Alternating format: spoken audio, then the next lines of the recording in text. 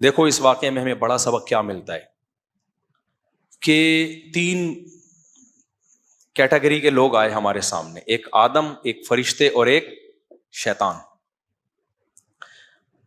یعنی جن۔ فرشتے سے کیا ہوا؟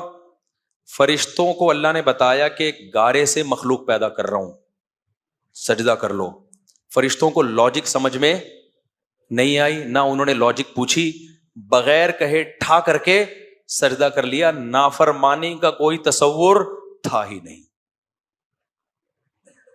ہم لوگ انسان ہیں یا فرشتے ہیں یا انسان ہیں؟ انسان ہیں۔ اس کا مطلب ہم سے یہ امیدیں نہیں لگائی جا سکتی کہ جہاں حکم آیا سارے احکام ٹھا کر کے ہم ٹھک ٹھک ٹھک ٹھک فالو کرتے ہوئے چلے۔ اللہ نے کہا نظر کی حفاظت۔ بچپن میں پہلی دفعہ جب یہ آیت سنی تو اس کے بعد سے لے کر آج تک کسی انٹی کی طرف نظر نہیں اٹھی۔ اتنے نیک، کھمبے سے ٹکرا گئے مگر کسی خاتون کو نہیں دیکھا، کیونکہ ہم فرشتے بولو نہیں۔ دوسری طرف شیطان تھا، شیطان کو کہا سجدہ کرو، اتنا ڈھیٹ، یعنی وہ 180 ڈگری پہ دوسری طرف نافرمانی میں، فرشتے فرما برداری میں 180 ڈگری پہ ادھر، لاجک واجک پوچھی نہیں، دھاڑ کر کے سردے میں گر گئے۔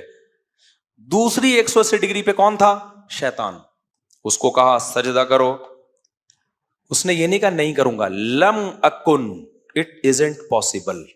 یہ پورا ترجمہ جو اس کے بنے گا نا، لا اسجدو نہیں کہا، لا اسجدو کا مطلب ہے سجدہ نہیں کروں گا، لم اکل لاسجدا کا مطلب ہے it isn't possible to do this for me. یہ میں نے کہا تھا نا تھوڑی تھوڑی مجھے بھی آتی ہے، وہ بھی ثبوت ہو گیا، یہ میرے لیے پاسبل ہے ہی نہیں۔ یہ مطلب بنتا ہے اس کا، لم اکن، ایسا ہو ہی نہیں سکتا کہ میں ایسا ہوں ہی نہیں۔ یہ دوسری طرف 180 ڈگری پہ ہے کہ نہیں ہے؟ پھر اللہ نے جب ڈانٹ کے نکالا دفع ہو جائے یہاں سے، تو بھی کھوپڑی میں بات نہیں ہے، اور اڑ گیا، اور زیادہ کیا ہو گیا؟ اڑ گیا۔ بھائی اب تو میں ان کو بھی گمراہ کروں گا، میں تو جاؤں گا ان کو بھی جہنم میں لے کے جاؤں گا۔ یہ دوسری 180 ڈگری ہے۔ بیچ میں تھے آدم علیہ السلام، ان کی، ہم لوگ شیطان بھی نہیں ہے۔ کیا خیال ہے کہ جو اللہ کہہ رہے ہیں ہم الٹا چلنا شروع ہو جائے؟ ہر کام الٹا بھی نہیں کر رہے ہیں نا ہم لوگ، کیا خیال ہے بھائی؟ کچھ سیدھا بھی کر رہے ہیں، کچھ الٹا بھی کر رہے ہیں۔ تیسرے ہیں آدم علیہ السلام جو ہمارے والد ہیں، ان کی نیچر کیا تھی؟ ان سے اللہ نے کہا کہ اے آدم یہ تیرے لیے جنت ہے، لا تقربا ہذہ الشجرہ، اس درخت کے قریب مت جانا، فتکونا من الظالمین، آپ ظالمین میں سے ہو جاؤ گے۔ شیطان نے آ کے ورغلانا شروع کیا، مزین کیا اس درخت کو، اتنا اٹریکٹیو درخت، اتنا خوبصورت، کچھ تو وجہ ہوگی جو اللہ نے روکا ہے، بلا وجہ تو اللہ بھی نہیں روکتا نا۔ اصل میں اس لیے روکا ہوا ہے، یہ واحد درخت ہے جسے کھاؤ گے تو موت ختم ہو جائے گی، ہمیشہ جنت میں ہی رہو گے۔ تو اتنی خوبصورت ہم جب بحیرہ ڈاؤن سے اتنا متاثر ہوتے ہیں تو آدم علیہ السلام جنت سے کتنا متاثر ہوئے ہوں گے؟ کیا خیال ہے؟ تو ڈر تو لگا ہوگا نا اللہ جنت سے نکال نہ دے۔ شیطان نے کہا اللہ نے جو کہا ہے نا یہ درخت نہیں کھانا، اصل میں ایکچولی یہ کہا ہی اس لیے ہے کہ یہ کھاؤ گے تو نکلنے کا آپشن ختم۔ تو اللہ میاں نے پہلے سے ہی کہا کہ بھئی یہ آپشن ختم نہیں کرنا ان کے لیے۔ ایسی الٹی سیدھی باتیں، فوسوس لہم الشیطان، تو ایسے دل میں چیزیں خیالات ڈال کے آدم علیہ السلام نے کہا ٹرائی کرنے میں کیا جا رہا ہے بھائی۔ ٹرائی کیا اور اللہ کی طرف سے ملی سزا۔ سب سے پہلی سزا کیا ملی؟ کتنی بڑی سزا تھی، دونوں سے کپڑے چھین لیے اللہ نے، جنت سے نکالا بعد میں ہے، لباس پہلے سے نہ، دونوں برہنہ ہو گئے۔ اس سے پتہ چلتا ہے عزت دار آدمی کے لیے بے لباس ہونا سب سے بڑی سزا ہے، اور گورا فطرت سے کتنا دور ہے بے لباسی کو ماڈرنزم، اور فخر کرتا ہے۔ چڈی پہن، اگر کوئی پورے کپڑے پہن کے گھوم رہا ہو میٹرک پاس، اگر گھٹنے سے نیچے نیکر پہنچ کے گھوم رہا ہو اس کا مطلب تھوڑا سا بزنس کرتا ہے، ماڈرن فیملی ہے بھائی۔ چڈی پہن کے گھوم رہا ہو بھائی یہ ایجوکیٹڈ لوگ ہیں، یہ ہماری طرح چھچورے نہیں ہیں، بیکورڈ لوگ نہیں ہیں۔ پورے کپڑے پہن کے گرمیوں میں بھی کیا کریں؟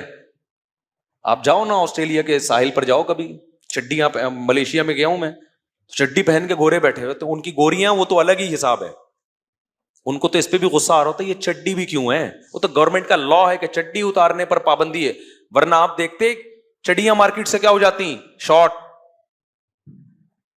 یہ گدھا پن ہے, ہم فطرت سے دور ہو گئے ہیں. میاں بیوی ہیں جبکہ ان دونوں کا ایک دوسرے سے پردہ نہیں ہے, لیکن نارمل حالات میں میاں بیوی میں بھی حیا ہوتی ہے تو وہ کپڑے پہن کے بیٹھتے ہیں, برہنہ نہیں گھوم رہے ہوتے گھر میں, شرم آتی ہے ان کو بھی. تو جب میاں بیوی ایک دوسرے سے اللہ نے لباس چھینا, اور قرآن کہہ رہا ہے اتنا آدم علیہ السلام اور اما ہوا ڈسٹرب ہوئے ہیں, تفقا یخصفان علیہما من ورق الجنہ, درخت کے پتے توڑ توڑ کے اپنے اوپر ڈال رہے ہیں, حالانکہ دیکھنے والا کوئی نامحرم نہیں ہے. اما ہوا کو آدم سے شرم آ رہی ہے, اور حضرت آدم کو کس سے شرم آ رہی ہے؟ اما ہوا سے. تو اللہ نے بتایا کہ حیا میں انسان ایکسٹریم لیول پہ پہنچا ہوا ہونا چاہیے. بے لباسی یہ انسانیت نہیں ہے. آج کہتے ہیں بے حیائی کا کپڑوں سے کیا, لبرل طبقہ جو آ رہا ہوتا ہے نا, بھائی خاتون کی مرضی ہے وہ پورے کپڑے پہنے آدھے پہنے, آپ اپنی نظر نیچے رکھیں, تو پھر کچھ بھی نہ پہناؤ اس کو. تو یہ حیا جو ہے نا, حیا یہ ایمان کا حصہ ہے. تو ہم ہر چیز گوروں سے لے رہے ہیں بھائی, وہ نیچر سے ہٹ گئے ہیں وہ لوگ. تو عورت کو بھی چاہیے پراپر ڈریس میں رہا کرے. شوہر سے شرم آ رہی اما ہوا کو, اور آج عورتوں کو غیر مردوں سے شرم نہیں آ رہی. وہ ایک عورت گئی نا کسی دکاندار کے پاس, شلوار کا کپڑا چاہیے, تو کہنے لگی تھوڑا سا اور باریک دے دیں, آج کل یہی ہو رہا ہے, یہ تو بہت موٹا ہے. اس نے کہا یہ لے لو, اس نے کہا تھوڑا اور باریک. اس نے دکاندار نے کہا یہ لے لو, اس نے کہا اور باریک. تو وہ دکاندار نے کہا میڈم اسی میں سب نظر آ جائے گا, اس میں بھی فل نظر آئے گا, جو آپ چاہ رہی ہیں نا اس میں آپ ٹرائی کر کے دیکھ لیں, فل نظر آئے گا اس میں. آدم کی جو ہم انسان ہیں نا, تو ہم نے نہ فرشتوں کو فالو کرنا ہے, نہ ہم نے کس کو فالو کرنا ہے, شیطان کو. تو ہم نے آدم کو, تو آدم علیہ السلام کو اللہ نے کیا کیا کہ درختوں کے پتے انہوں نے ڈالے ہیں. تو آدم کی فطرت میں حیا ہے, بے حیائی بے لباسی نہیں ہے. بے لباسی سزا ہے جو انگریزوں کو ملی ہوئی ہے, اور سیکولر اور لبرل طبقے کو ملی ہوئی ہے, کہ لباس ہی مارکیٹ سے کیا ہو گیا, شارٹ. اور بے سکونی بھی ہے اس میں.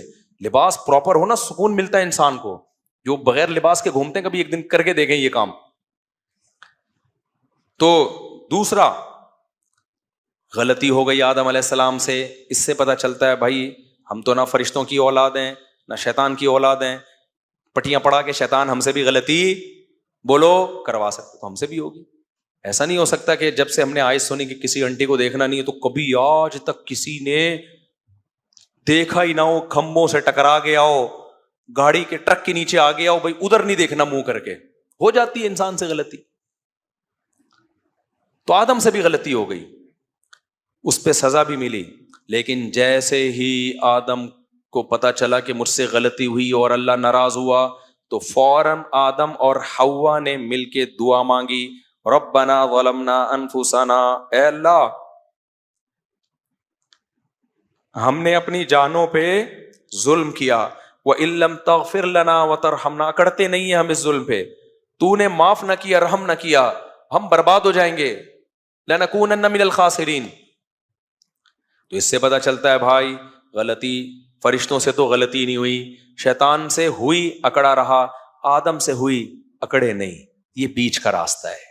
سمجھ میں آ رہی ہے بات؟ تو یہ نہیں ہو سکتا کہ مجھ سے اور آپ سے کبھی زندگی میں کوئی غلطی ہی نہ ہو. بچنے کی کوشش کرنا یہ آدم کی سنت ہے. اگر ہو جائے تو پھر توبہ کرنا یہ بھی کس کی سنت ہے؟ آدم کی سنت. تو کوشش کریں بچنے کی, ہو جائے تو توبہ میں تاخیر مت کریں.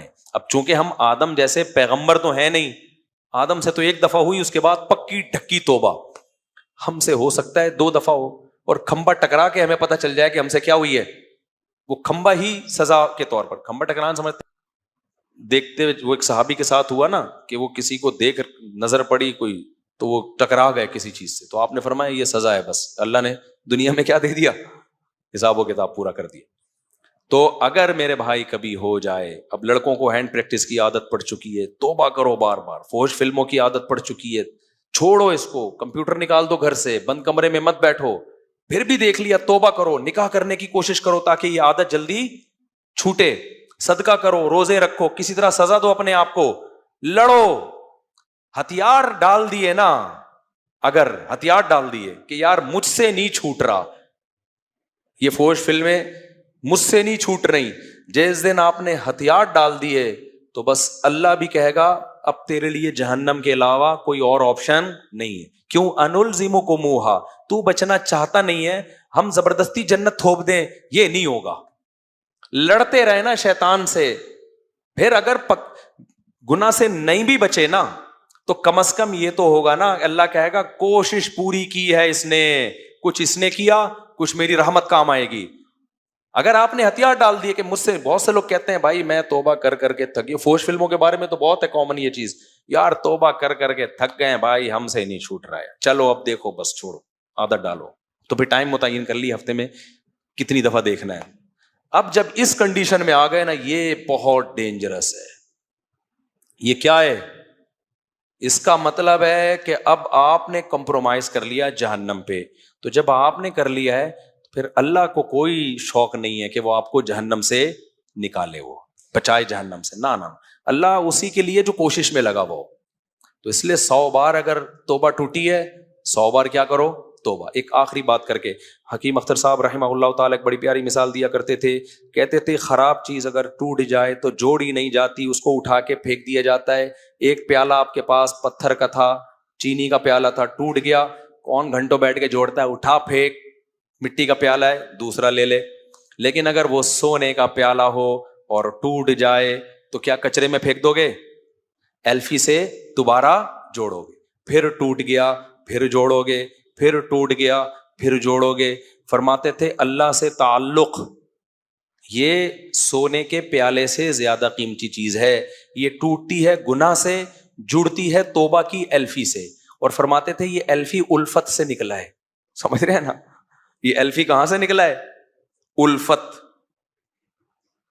تو الفت محبت نا، اللہ سے کی نافرمانی کی تو اللہ سے نفرت، ایک قسم کی نفرت ہی ہے یہ. تو الفت کیسے ہوگی؟ توبہ سے. تو وہ توبہ کی الفی سے یہ تعلق کیا ہوگا؟ دوبارہ جوڑا جائے گا. تو اللہ سے تعلق گناہ کر کر کے بار بار ٹوٹ رہا ہے، تو یہ تعلق اگر کم درجے کی چیز ہے، کچرے میں پھینکنے کی چیز ہے تو پھینک دو. لیکن اگر بہت قیمتی چیز ہے تو بھائی قیمتی چیز 100 دفعہ ٹوٹتی ہے تو 100 دفعہ اس کو جوڑا جاتا ہے. تو توبہ کی الفی سے اللہ کے تعلق کو بار بار جوڑا جائے. یہ آدم علیہ السلام کے واقعے سے ہمیں ملتا ہے. اللہ تعالیٰ سمجھنے کی عمل کی توفیق